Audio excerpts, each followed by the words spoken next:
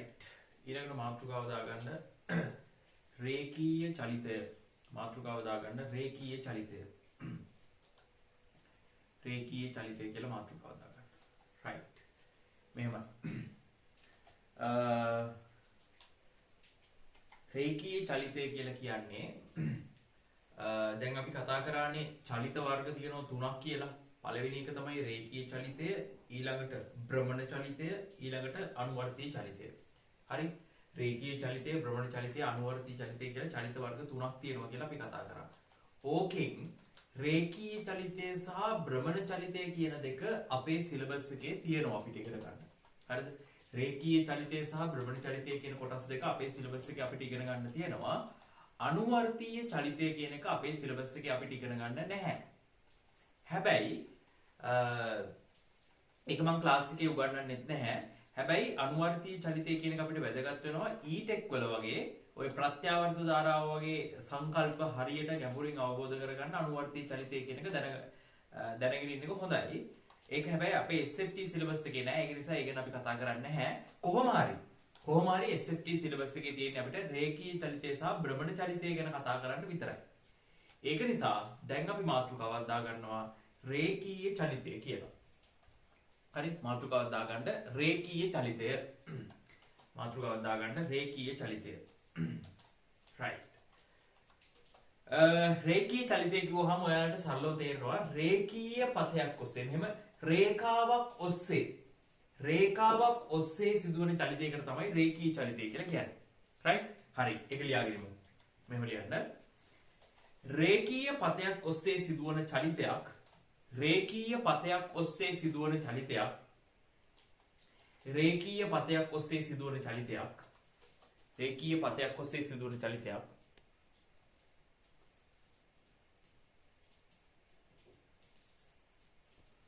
රේඛීය පථයක් ඔස්සේ සිදුවන චලිතයක්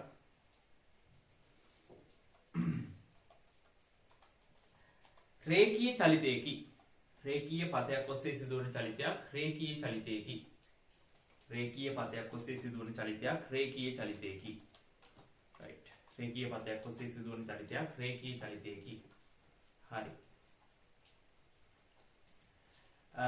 රේඛීය චලිතය කියලා මාතෘකාව දාන්න වාක්‍ය කැලලක් ලිව්වා ඊට පස්සේ ආයේ පොඩි මාතෘකාවක් දාගන්න දුර බිඳුවේ ඉඳලා මෙයා හරි මාතෘකාවක් දාගන්න දුරක් කියන්නේ මොකද්ද දුර කියලා මාතෘකාව දාගන්න දුර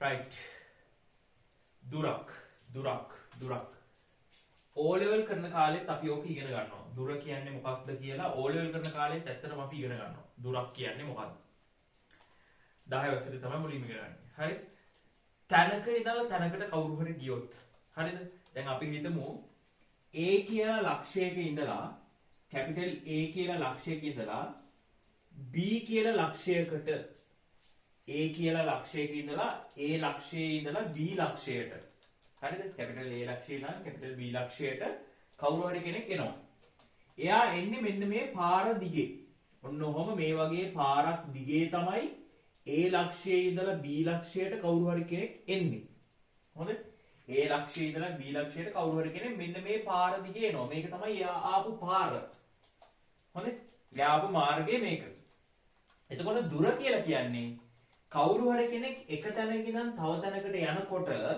හරිද මොකක් හරි වස්තුවක් එක තැනක ඉඳලා තව තැනකට යනකොට එයා ගියපු මාර්ගයට තියෙනවනේ දිගක් එයා ගියපු මාර්ගයට තියෙන දිගට තමයි කියන්නේ දුර කියලා වස්තුවක් එක තැනක ඉඳන් තව තැනකට යනකොට ඒ වස්තුව ගියපු මාර්ගයේ දිගට තමයි දුර කියලා කියන්නේ හරි ඒ වස්තුව ගියපු මාර්ගයේ තියෙන දිගට තමයි දුර කියලා කියන්නේ දැන් තව කාට හරි ඕන මෙහෙම වෙන්න පුළුවන්. A ලක්ෂයේ ඉඳලා B ලක්ෂයට එනවා. capital A ලක්ෂයේ ඉඳලා capital B ලක්ෂයට යනවා වෙන පාරකින්. මෙන්න මේ වගේ වෙන පාරකින් යනවා. මෙන්න මෙහෙම පාරක යනවා එයා. ඔන්න ඔය වගේ වෙන පාරක යනවා. A ලක්ෂයේ ඉඳන් B ලක්ෂයට මෙන්න මේ වගේ වෙන පාරක මෙහෙම ගිහින් මෙන්න මෙතන B ලක්ෂයට එනවා. හරි? හරි? A වල ඉඳලා B වලට යනකොට මෙහෙම ගිහිල්ලා මෙහෙම හැරිලා ගිහිල්ලා B වලට එනවා. වෙන පාරක. හරිද? එතකොට මෙයා මේ දෙවනි වෙලාවේ ගමන් කරපු දුර කියන්නේ මෙන්න මේ දෙවෙනි වෙලාවේ ගමන් කරපු පාරේ තියෙන දිගට දෙවෙනි වෙලාවේ මේ ගමන් කරපු පාරේ තියෙන දිගට තමයි දෙවෙනි වෙලාවේ දුර කියලා කියන්නේ. right? පළවෙනි වෙලාවේ දුර කියන්නේ පළවෙනි වෙලාවේ ගමන් කරපු පාරේ තියෙන දිගට. එතකොට දුරක් කියලා කියන්නේ කවුරු හරි වස්තුවක් පුද්ගලයෙක් හෝ වස්තුවක් එක තැනක ඉඳන් තව තැනකට ගියාම එයා ගමන් කරපු මාර්ගයේ දිගට එයා ගමන් කරපු මාර්ගයේ තියෙන දිගට length එක. හරි තමයි දිගට තමයි කියන්නේ දුර කියලා. හරිද? එතකොට කවුරු හරි කෙනෙක් යම් දුරකින් ඒ කියන්නේ මේ පාර දැන් ඔයාලට බැලු බැලමට තේරෙනවා මේ පාරේ දුර අඩුයි. ඒ කියන්නේ මේ පාරෙන් ගියොත් යන්න තියෙන දිග අඩුයි. මේ පාරේ ගියොත් යන්න තියෙන දිග වැඩි මෙහෙම කරගෙන ගිහලා පොඩක් දිග වැඩි ගතියක් වෙනවා බැලු බැලමට. ඒ කියන්නේ මේ පාරේ යන්න තියෙන දිග වැඩි ඒක නිසා දුර වැඩි කියලා කියනවා. යම් කිසි මාර්ගයක තියෙන දිගට තමයි දුර කියලා කියන්නේ. right? එතකොට යම් කිසි දුරක් ඔස්සේ දැන් මේක දුරක්නේ. යම් කිසි දුරක් ඔස්සේ වස්තුවක් ගමන් කරනකොට ඒ වස්තුවට නිශ්චිත දිශාවක් නැහැ. හරි? ඒ වස්තුවට නිශ්චිත දිශාවක් නැහැ. දිශාවක් තියෙනවා. ගමන් කරන දිශාවක් තියෙනවා.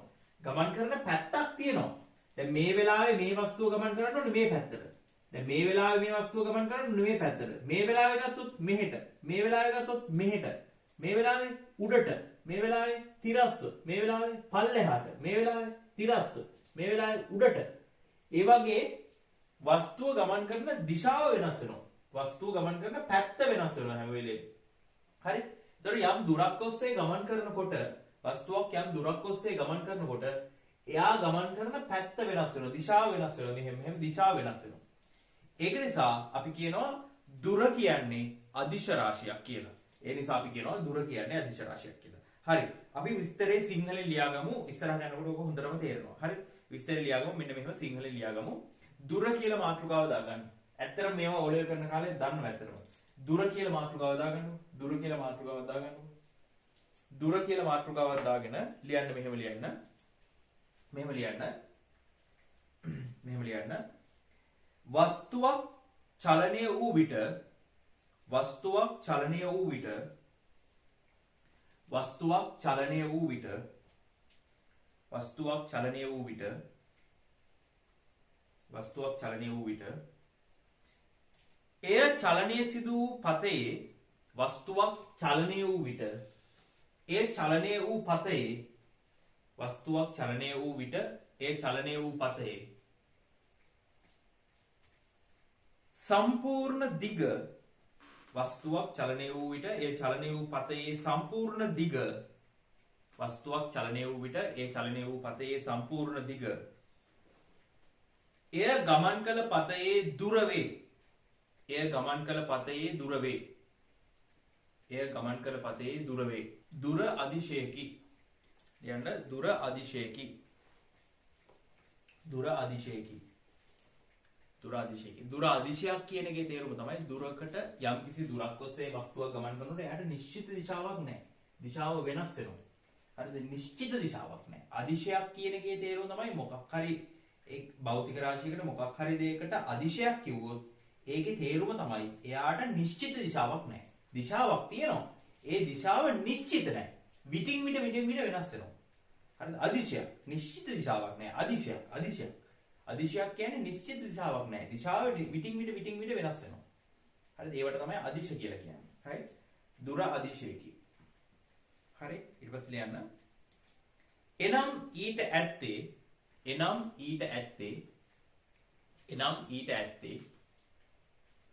ඊට ඇත්තේ නිශ්චිත විශාලත්වයක් පමණි. එනම් ඊට ඇත්තේ නිශ්චිත විශාලත්වයක් පමණි. එනම් ඊට ඇත්තේ නිශ්චිත විශාලත්වයක් පමණි. එනම් ඊට ඇත්තේ නිශ්චිත විශාලත්වයක් පමණි.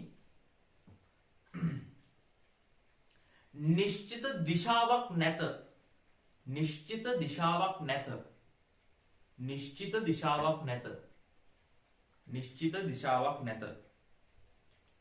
නිශ්චිත දිශාවක් නැත. දුර කිසිවිටකත් අඩු නොවේ. දුර කිසිවිටකත් අඩු නොවේ. දුර කිසිවිටකත් අඩු නොවේ. දුර කිසිවිටකත් අඩු නොවේ. ඒ අන්තිමේට කියපු වාක්‍ය දුර කිසි විටකත් අඩු නොවේ කියලා කියපු වාක්‍ය හරියටම තේරෙයි විස්ථාපනය කියන එක හරියට කියලා දුන්නාට පස්සේ. හරිද? ඊළඟට මාතෘකාව විස්ථාපනය කියන එක හරියට තේරුම් ගත්තට පස්සේ තේරෙනවා දුර කිසි විටකත් අඩු නොවේ කියලා ලිව්වේ ඇයි ඒ කියලා. හොඳයි? රයිට්. ඊළඟ මාතෘකාව දාගන්න විස්ථාපනය. ඊළඟට මාතෘකාව දාගන්න විස්ථාපනය. මාතෘකාව දාගන්න විස්ථාපනය. රයිට්. විස්ථාපනය. මෙහෙමයි. විස්ථාපනයක් කියලා කියන්නේ වස්තුවක් මොන පාරකින් ගියත් අපිට වැඩක් නැහැ. වස්තුවක් කොයි තූත්තු කුඩියෙන් ගියත් අපිට වැඩක් නැහැ. විස්ථාපනය ගැන කතා කරනකොට. විස්ථාපනය කියලා කියන්නේ මෙන්න මේක හොඳට තේරුම් ගන්න. හොඳේ? විස්ථාපනය කියන්නේ මොකක්ද? විස්ථාපනය කියන්නේ මෙන්න මේකට. විස්ථාපනයක් කියන්නේ වස්තුව ආරම්භක ලක්ෂයේ ඉඳලා වස්තුව ආරම්භක ලක්ෂය මෙතනනේ. වස්තුවේ අවසාන ලක්ෂය මෙතනනේ. හරි? විස්ථාපනය කියන්නේ මෙන්න මේකට. වස්තුවේ ආරම්භක ලක්ෂය ඉඳලා වස්තුවේ අවසාන ලක්ෂයට තියෙන සරල රේඛීය දුර එච්චරයි. හරි? මොකද විස්ථාපනය කියන්නේ? වස්තුවක ආරම්භක ලක්ෂයේ ඉඳලා වස්තුවක් ගමන් කරනකොට ඒ වස්තුවේ ආරම්භක ලක්ෂය, ඒ වස්තුව ගමන් කරන්න ආරම්භ කරපු ලක්ෂයේ ඉඳලා වස්තුව ගිහිල්ලා ඉවර වෙන අවසාන ලක්ෂය තියෙනවනේ. වස්තුවේ ආරම්භක ලක්ෂයේ ඉඳලා වස්තුවේ අවසාන ලක්ෂයට තියෙන සරල රේඛීය දුර. වස්තුවේ ආරම්භක ලක්ෂයේ ඉඳලා වස්තුවේ අවසාන ලක්ෂයට වස්තුව ගමන් කරලා නතර වෙන අවසාන ලක්ෂයට තියෙන සරල රේඛීය දුර. ඒක තමයි විස්ථාපනය කියලා කියන්නේ. එතකොට විස්ථාපනයට නිශ්චිත දිශාවක් තියෙනවද? ඔව්. ආරම්භ කරේ මෙතනින් අවසාන කරන්නේ මෙතනින්. ඒ කියන්නේ මේ පැත්තට තමයි ගමන් කරලා තියෙන්නේ. මේ පැත්තට. පැත්ත වෙනස් වෙන්නේ නැහැ නේ විස්ථාපනේ. විස්ථාපනේ මේ පැත්තට තමයි සිද්ධ වෙලා තියෙන්නේ. කෙලින්ම ඍජුව මේ පැත්තට. එතකොට මේ පැත්තට විස්ථාපනේ සිදු වෙලා තියෙනකොට අපි කියනවා හරි මේ පැත්තට විස්ථාපනේ සිදු වෙලා තියෙනකොට අපි කියනවා මේ පැත්තට සිද්ධ වෙච්ච විස්ථාපනයක් කියන එකේ නිශ්චිත දිශාවක් තියෙනවා. විස්ථාපනේ සිද්ධ වෙලා තියෙන්නේ මේ පැත්තට. දුර සිද්ධ වෙලා තියෙන්නේ කොයි පැත්තටද? මෙහෙටද? මෙහෙටද? නෑ. දුර විටින් විට වෙනස් වෙනවා. දුරේ දිශාව විටින් විට වෙනස් වෙනවා නේ. එක දිශාවට ගිහිල්ලා එක පැති වලට හැරිලා තමයි අන්තිමට මෙතෙන්ට ඇවිල්ලා තියෙන්නේ. හැබැයි විස්ථාපනය එක පැති වලට හැරෙන්නේ නැහැ. විස්ථාපනය කියන එක සරල රේඛාවක්. ආරම්භක ලක්ෂයේ ඉඳන් අවසාන ලක්ෂයට තියෙන සරල රේඛීය දුර. ඒක තමයි විස්ථාපනය කියන්නේ. ඒතර විස්ථාපනයේ නිශ්චිත දිශාවක් තියෙනවා. විස්ථාපනයේ දිශාව තමයි ආරම්භක ලක්ෂයේ ඉඳලා අවසාන ලක්ෂයට තියෙන දිශාව. ආරම්භක ලක්ෂයේ තියෙන තැන ඉඳලා අවසාන ලක්ෂය පැත්තට තියෙනනේ දිශාව. අන්නේ දිශාව තමයි විස්ථාපනයේ දිශාව. හරි? ඒතකොට විස්ථාපනයේට නිශ්චිත දිශාවක් තියෙනවා. විස්ථාපනයේට නිශ්චිත දිශාවක් තියෙන නිසා අපි ඒකට කියනවා දෛශිකයක් කියලා. විස්ථාපනයේට නිශ්චිත දිශාවක් තියෙන නිසා අපි ඒකට කියනවා දෛශිකයක් කියලා. right? විස්ථාපනයේට නිශ්චිත දිශාවක් තියෙන නිසා අපි ඒකට කියනවා දෛශිකයක් කියලා. right? හරි. ලියන්න මෙහෙම ලියන්න. වස්තුවේ ආරම්භක සහ අවසාන පිහිටුම් දෙක අතර වස්තුවේ ආරම්භක සහ අවසාන පිහිටුම් දෙක අතර වස්තුවේ ආරම්භක සහ අවසාන පිහිටුම් දෙක අතර වස්තුවේ ආරම්භක සහ අවසාන පිහිටුම් දෙක අතර වස්තුවේ ආරම්භක සහ අවසාන පිහිටුම් දෙක අතර වස්තුවේ ආරම්භක සහ අවසාන පිහිටුම් දෙක අතර සරල රේඛීය මෙහෙම ලියන්න. වස්තුවේ ආරම්භක සහ අවසාන පිහිටුම් දෙක අතර සරල රේඛීය ඇල ඉරක් කෙටිම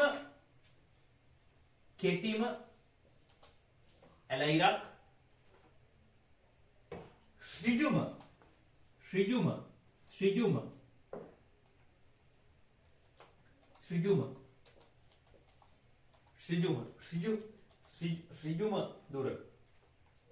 ඍජුම දුර එහි විස්ථාපනය වේ.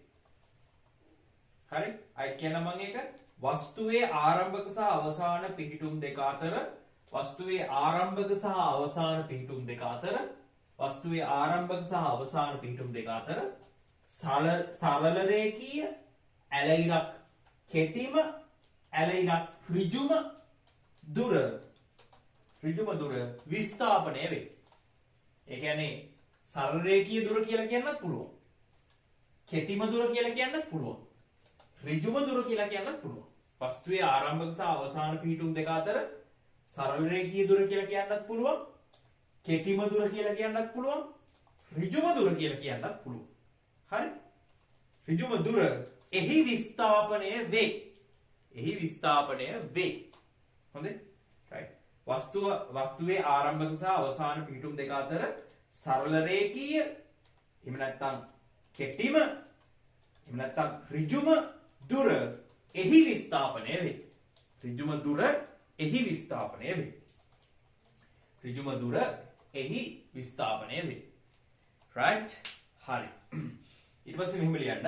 ඊට පස්සේ ඒකටම ලියාගෙන යන්න. ඒකටම ලියාගෙන යන්න. හරි. මෙහෙම ලියන්න. විස්ථාපනය දෛශිකයකි.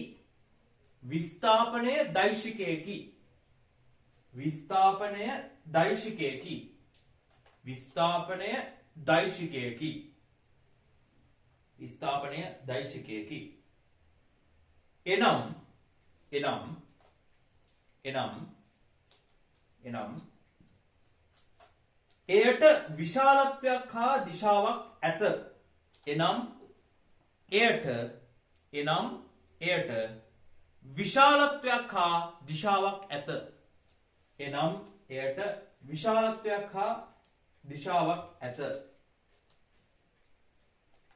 එනම් එයට විශාලත්වයක් හා දිශාවක් ඇත.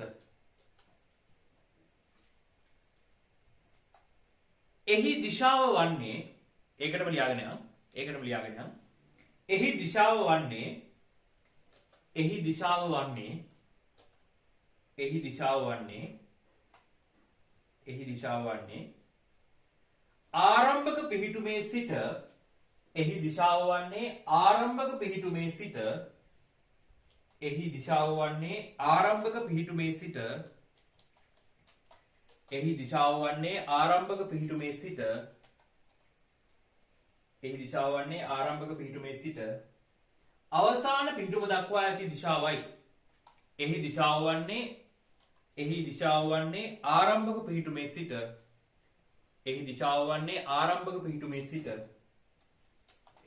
වන්නේ ආරම්භක පිහිටුමේ සිට අවසාන පිහිටුම දක්වා ඇති දිශාවයි.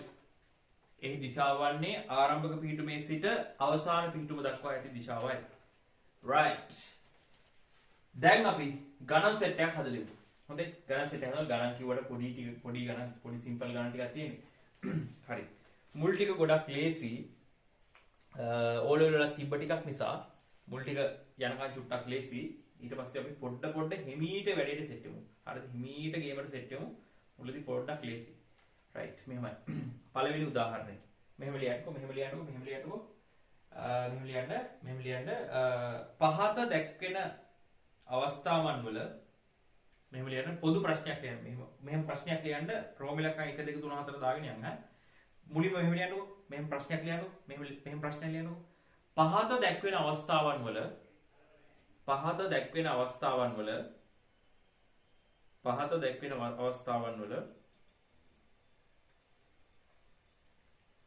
වස්තුවේ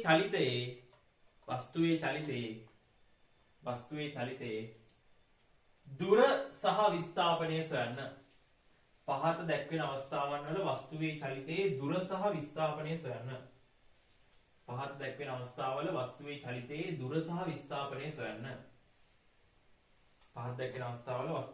දුර සහ විස්ථාපනය සොයන්න. right. බලන්නකෝ. මෙහෙමයි. බලා ගන්න. ඒක මම විස්තර කරලා පෙන්නන්නම්. දැන් වස්තුවක් මෙහෙම කැපිටල් A පොයින්ට් එකකින් ගමන පටන් ගන්න ඕන. කැපිටල් A වලින් ගමන පටන් ගත්තා. මෙතන ආරම්භක ලක්ෂ්‍යය A වලින් ගමන පටන්ගෙන B වලට ගිහිල්ලා කැපිටල් B වලට ගිහිල්ලා A වලින් පටන්ගෙන B වලට ගිහිල්ලා B වල ඉඳලා C වලට යනවා. A වල ඉඳලා B වලට ගිහිල්ලා B වල ඉඳන් C වලට යනවා කියලා හිතමු. එතකොට A සහ B අතර දුර A සහ B අතර දුර 4යි මීටර. A සහ B අතර දුර මීටර 4යි. A සහ B අතර දුර මීටර 4යි. 4යි මීටර. 4යි කිලෝමීටර කියමුකෝ. 4යි කිලෝමීටර. A සහ B අතර දුර 4යි කිලෝමීටර. B සහ C අතර දුර 3යි කිලෝමීටර. B සහ C අතර දුර 3යි කිලෝමීටර. හරි. B සහ C අතර දුර 3යි කිලෝමීටර. එතකොට ගමන් කරපු දුරට නිශ්චිත දිශාවක් නැහැ. දුර අදිශයක්. දුරට නිශ්චිත දිශාවක් නැහැ. දුර කියන්නේ අදිශයක්. හොඳේ? ඉස්සෙල්ලාම හොයමු ගමන් කරපු දුර. ගමන් කරපු දුර අපිට හොයන්න පුළුවන්. A වල ඉඳන් B වල ගමන් කරපු දුර කියන්නේ මේ A වල ඉඳන් C වලටනේ මෙයා ගමන් කරේ. A වල ඉඳන් C වලට ගමන් කරේ. ගමන් කරපු මාර්ගයේ තියෙන සම්පූර්ණ දිගට තමයි දුර කියලා කියන්නේ. එතකොට මට ගමන් කරපු දුර ගන්න පුළුවන්. A වල ඉඳන් B වලට ගිහින් තියෙනවා ඒ දුර 4යි. B වල ඉඳන් C වලට ගිහින් තියෙනවා ඒ දුර 3යි. 4යි 3යි 7යි. 4යි මීටර 4යි කිලෝමීටර ධන 4යි කිලෝමීටර ධන 3යි කිලෝමීටර සමානයි 7යි කිලෝමීටර. 4යි කිලෝමීටර ධන 3යි කිලෝමීටර සමානයි 7යි කිලෝමීටර. ඒතර කාටද ළමයෙක්ට අහන්න පුළුවන් සර් දුර ලියනකොට ඒක මීටර වලින්ම ලියන්න ඕනේද කිලෝමීටර වලින් ලිව්වොත් වැරදීද කියලා සාමාන්‍ය ළමයි අහනවා ඉතින්. ළමයිට එහෙම අහන්න හිතෙනවා. එහෙම එකක් නැහැ. හොඳේ? ඒ ගණන් වලදී සාමාන්‍ය ගණන් වලදී SI එකක වලින් තමයි ගානට ආදේශ කරන්න ඕනේ. එහෙම නැතුව නිකම්ම විස්ථාපනයේ මේ වගේ ඇහුවොත් විස්ථාපනයේ කිලෝමීටර වලින්ම ලිව්වොත් වරදක් නැහැ. හොඳේ? හැබැයි ගානකට ආදේශ කරනකොට ගොඩක් වෙලාවට ඒ ගානට අනුව තමයි ගණන් හදද්දී අපිට බලන්න පුළුවන්. ගානකට ආදේශ කරනකොට ගොඩක් වෙලාවට SI එකක වලින් තමයි ආදේශ කරන්න ඕනේ. ඒ අරුණාම නිකම්ම විස්ථාපනයේ මේ වගේ අහනවා නම් විස්ථාපනයේ කිලෝමීටර වලින්ම ලියලා තිබ්බත් ප්‍රශ්නයක් නැහැ. හොඳේ? විස්ථාපනයේ කිලෝමීටර වලින්ම ලියලා තිබ්බත් කිසි ප්‍රශ්නයක් නැහැ. right? හරි. දැන් විස්ථාපනය නෙවෙයි sorry දුර මෙහෙම කිලෝමීටර වලින් ලියලා තිබ්බත් ප්‍රශ්නයක් නැහැ. විස්ථාපනයත් ඒ වගේ තමයි ඈ. විස්ථාපනයත් ඒ වගේ තමයි. ඊට පස්සේ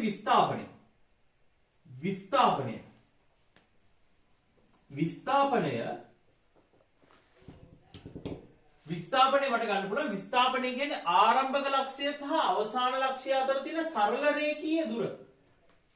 විස්ථාපනය කියන්නේ මොකද්ද? ආරම්භක ලක්ෂ්‍ය සහ අවසාන ලක්ෂ්‍ය අතර තියෙන සරල රේඛීය දුර. ආරම්භක ලක්ෂ්‍ය සහ අවසාන ලක්ෂ්‍ය අතර තියෙන සරල රේඛීය දුරට තමයි විස්ථාපනය කියන්නේ. ආරම්භක ලක්ෂ්‍ය සහ අවසාන ලක්ෂ්‍ය අතර තියෙන සරල රේඛීය දුර. ඒතර ආරම්භක ලක්ෂ්‍යයේ අවසාන ලක්ෂ්‍ය අතර තියෙන සරල A වල ඉඳන් C වලට තියෙන සරල රේඛීය දුර ගත්තොත් මෙතන ඉඳන් මෙතෙන්ට 4යි මෙතන ඉඳන් මෙතෙන්ට 3යි ඔක්කොම 7යි.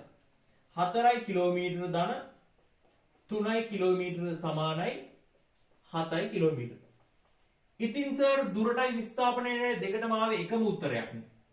ඔව්. මේ ගානේ හැටියට දුරටයි විස්ථාපනයේ දෙකටම ආවේ එකම උත්තරයක් තමයි. ඉස්සරහට යනකොට වෙනස් වෙනවා ඈ. ඉස්සරහට යනකොට වෙනස් උත්තර එනවා. right? හරි. මේක දාගන්නකෝ. මේක ලියාගන්නකෝ. වීඩියෝ එක නතර කරලා ලියාගන්න ඈ.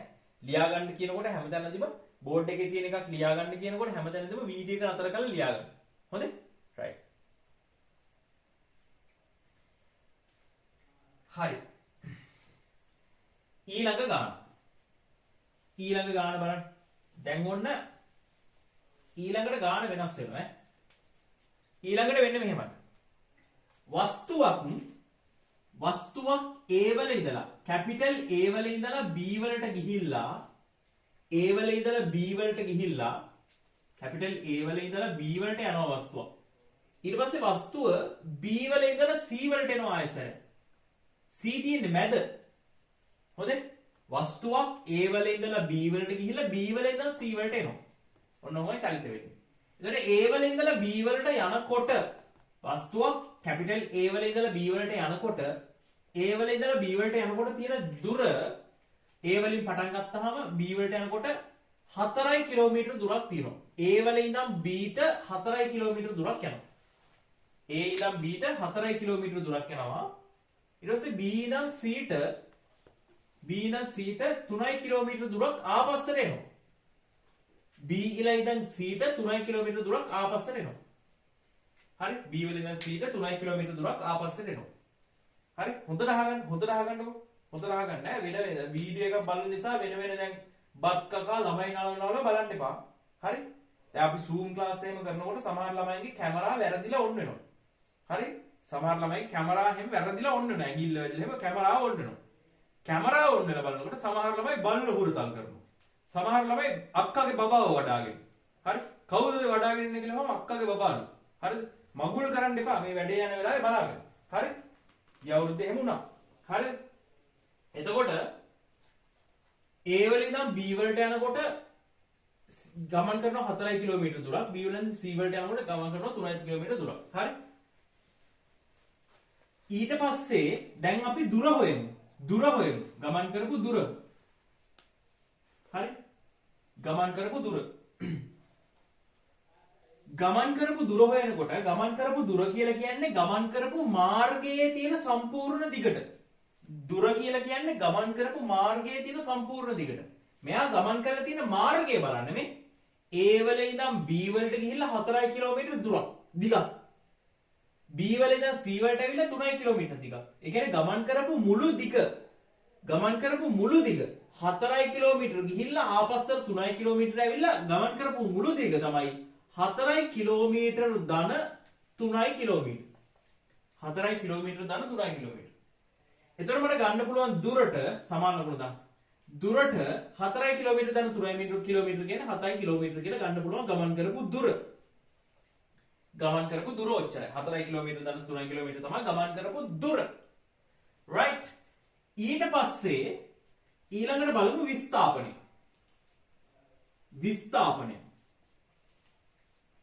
ගමන් කරලා තියෙන විස්ථාපනය. හොඳට අහගන්න. දැන් කවුරු හරි කෙනෙක් ගමන් කරපු විස්ථාපනය 7යි.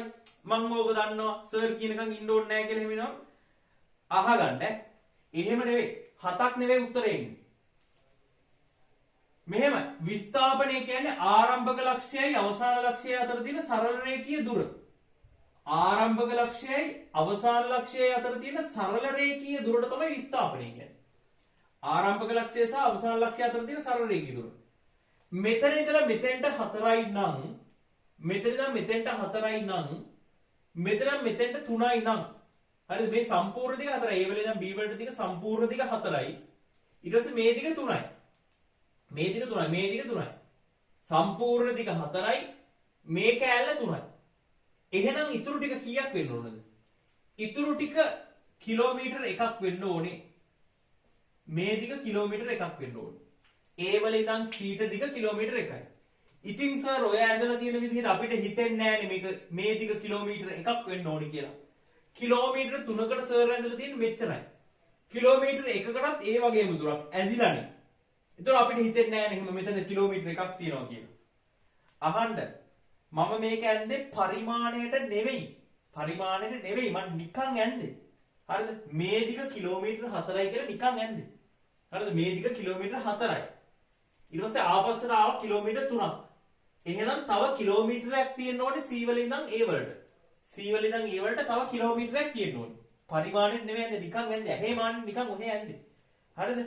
මේ වගේ රූප අඳිනකොට සාමාන්‍යයෙන් අපි පරිමාණයට අඳින්නේ නැහැ. නිකන් අතින් මෙහෙම ඉරි කෑලි තමයි අඳින්නේ. හරිද? මේ වගේ ගණන් හදනකොට එහෙමයි හදන්නේ. ටික දවසක් යනකොට ඔයාලට ප්‍රැක්ටිස් වෙයි මේක. පැටර්න් එක. අඩි රූල් කීය සෙන්ටිමීටර ගණන් අරගෙන එහෙම අඳින්නේ නැහැ. නිකන් අතින් අඳිනවා. හරිද? පරිමාණ වලට අඳින්නේ නැහැ. එහෙම අවශ්‍යතාවයක් නැහැ. හරිද? ටික දවසක් යනකොට තේරෙනවා මේකේ රටාව. හරි? එතකොට මේ දුර සාමාන්‍ය මේ දුර කිලෝමීටරයක් තියෙන්න ඕනේ. මේ දුර කිලෝමීටරයක් තියෙන්න ඕනේ. A වල ඉඳන් C වලට දිග කිලෝමීටරයක් තියෙන්න ඕනේ. එහෙනම් හොඳට බලාගන්න මේක ගානේ උත්තරේ ගන්න විදිය. විස්ථාපනයනේ අහන්නේ. විස්ථාපනය කියන්නේ මොකක්ද? ආරම්භක ලක්ෂයයි අවසාන ලක්ෂයයි අතර තියෙන සරල රේඛීය දුර. දැන් අවසාන ලක්ෂය B ද? නෑ. අවසාන ලක්ෂය B නෙවෙයි. A වල ඉඳන් B වලට ගිහිල්ලා B වල ඉඳන් ආපස්සට ඇවිල්ලා. A වල ඉඳන් B වලට ගිහිල්ලා B වල ඉඳන් ආපස්සට ඇවිල්ලා අවසානයේ නතර වෙලා තියෙන්නේ C වල. ඒ කියන්නේ අවසාන ලක්ෂය C. ආරම්භක ලක්ෂය A. A වල ඉඳන් C වලට දුර තමයි අහන්නේ. ඒකට උත්තරේ ගන්න මෙහෙමයි. හොඳේ? ආරම්භක ලක්ෂයේ A වලින් B වලට මෙයා ගියා. ඔන්න A වලින් B වලට මෙයා ගියා මේ පැත්තට. මේ පැත්තට ගියා. විස්ථාපනය මේ පැත්තට සිද්ධ වුණා. හරි. එතකොට බලන්න හොඳට අහගන්න. විස්ථාපනයට නිශ්චිත දිශාවක් තියෙනවද? ඔව්. විස්ථාපනයට නිශ්චිත දිශාවක් තියෙනවා. දුරට නිශ්චිත දිශාවක් තියෙනවද? නැහැ. දුරට නිශ්චිත දිශාවක් නැහැ. හරි. දුරේ දිශාව වෙනස් වෙනවා. හැබැයි විස්ථාපනයට නිශ්චිත දිශාවක් තියෙනවා. දකුණු පැත්තට තමයි විස්ථාපනය වෙලා තියෙන්නේ. වම් පැත්තට තමයි විස්ථාපනය වෙලා තියෙන්නේ කියලා විස්ථාපනයට නිශ්චිත දිශාවක් තියෙනවා. හැබැයි දුරට නිශ්චිත දිශාවක් නැහැ. දැන් අපි මේ කතා කරන්නේ විස්ථාපනය ගැනනේ. එහෙනම් විස්ථාපනයේ නිශ්චිත දිශාවක් තියෙනවා. අහගන්න. විස්ථාපනය සිද්ධ වෙලා තියෙන්නේ කොයි පැත්තටද? විස්ථාපනය මේ ගානේදී විස්ථාපනය සිද්ධ වෙලා තියෙන්නේ කොයි පැත්තටද? ආරම්භක ලක්ෂ්‍යය මෙතන. අවසාන ලක්ෂ්‍යය තියෙන්නේ මෙතන. විස්ථාපනයේ දිශාව ගන්නේ ආරම්භක ලක්ෂ්‍යය ඉඳන් අවසාන ලක්ෂ්‍යයට තියෙන දිශාවට. ආරම්භක ලක්ෂ්‍යය ඉඳන් අවසාන ලක්ෂ්‍යයට තියෙන දිශාව තමයි විස්ථාපනයේ දිශාව. එතකොට විස්ථාපනයේ දිශාව මෙන්න මේ පැත්තට. ආරම්භක ලක්ෂ්‍යය ඉඳන් අවසාන ලක්ෂ්‍යයට තියෙන දිශාව මේ පැත්තනේ. ආරම්භක ලක්ෂ්‍යය ඉඳන් අවසාන ලක්ෂ්‍යයට තියෙන දිශාව මේ පැත්තනේ. ඒක නිසා විස්ථාපනයේ දිශාව මේ පැත්ත. විස්ථාපනයේ දිශාව මේ පැත්ත. එහෙනම් මට විස්ථාපනයේ දිශාව මෙහෙට කියලා ගන්න පුළුවන්. ඔන්න ඔහෙට. උඩින් ඊතලයක් දාගත්ත විස්ථාපනයේ දිශාව මේ පැත්තට කියලා. හරි? එතකොට විස්ථාපනයේ දිශාව මේ පැත්තට. හොඳට අහගන්න විස්ථාපනයේ දිශාව මෙහෙට. හරි? එතකොට විස්ථාපනය ගන්නකොට සමස්ත විස්ථාපනය සිද්ධ වෙලා තියෙන්නේ මේ පැත්තට. දකුණු පැත්තට. සමස්ත විස්ථාපනය සිද්ධ වෙලා තියෙන්නේ දකුණු පැත්තට. හොඳයි? එතකොට දකුණු පැත්තට මෙයා ගමන් කරනවා නම් ඒක ධන විස්ථාපනයක් කියලා තමයි සලකන්නේ. දකුණු පැත්තට මෙයා ගමන් කරනවා නම් ඒක ධන විස්ථාපනයක් කියලා තමයි සලකන්නේ. හේතුව සමස්ත විස්ථාපනය සිද්ධ වෙලා තියෙන්නේ මේ පැත්තටනේ.